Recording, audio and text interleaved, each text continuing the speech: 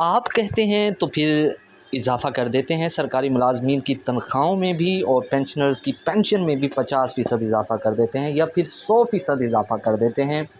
लेकिन असल मसला ये है कि देखना ये है महंगाई नीचे आ रही है, लेकिन क्या तनख्वाहों और पेंशन को महंगाई के साथ हम आहंग रखा गया है या नहीं रखा गया।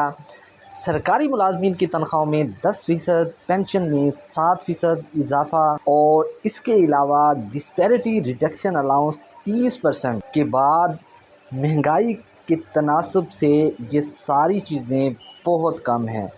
और दूसरी तरफ कम अज़ कम तनख्वाह 37,000 में घर कैसे चलाया जाए। सहाफ़ी का वज़ीर ख़ज़ाना से ज़बरदस्त सवाल।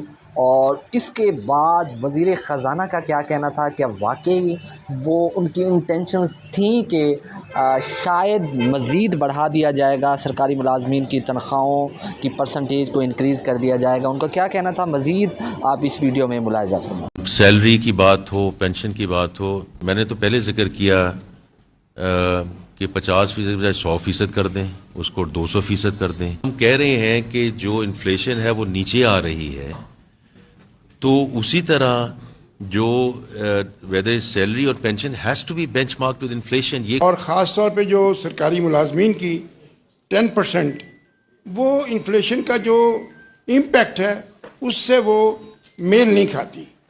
तो मैं ये जानना चाहता हूँ कि क्या गवर्नमेंट के पास इतने ही रिसोर्सेज की लिमिटेशन है कि लिमिटेड हैं कि वो इस मामले पे थोड़ा सा हौसला करती। क्योंकि कल आपने देखा सरकारी मुलाजमीन जो थे they were outside in on the roads और दे वर डिमांडिंग के 50% किया जाए। और आपने बहुत अच्छा किया कि 6-7%, 7% से जंप करके आपने 10% किया। अगर इसको कुछ थोड़ा सा इतना कर देते कि उनकी जो डिमांड है उनके आप कहीं करीब पहुंच जाते।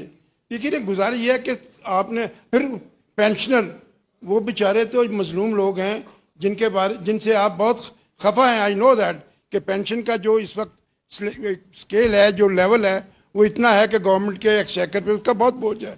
लेकिन since they are drawing this money और आप दे रहे हैं तो उनके ऊपर भी कोई नजर करम होनी चाहिए थी।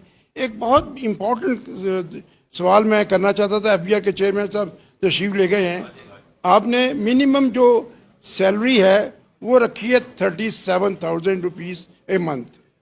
मैं चाहता हूँ बुसाल साहब बना दें, आप बना दें एक ऐसा शख्स जिसके 2 बच्चे हैं, जिसकी बीवी है और जिसके घर में ज़रूरतें आपको पता ही क्या है।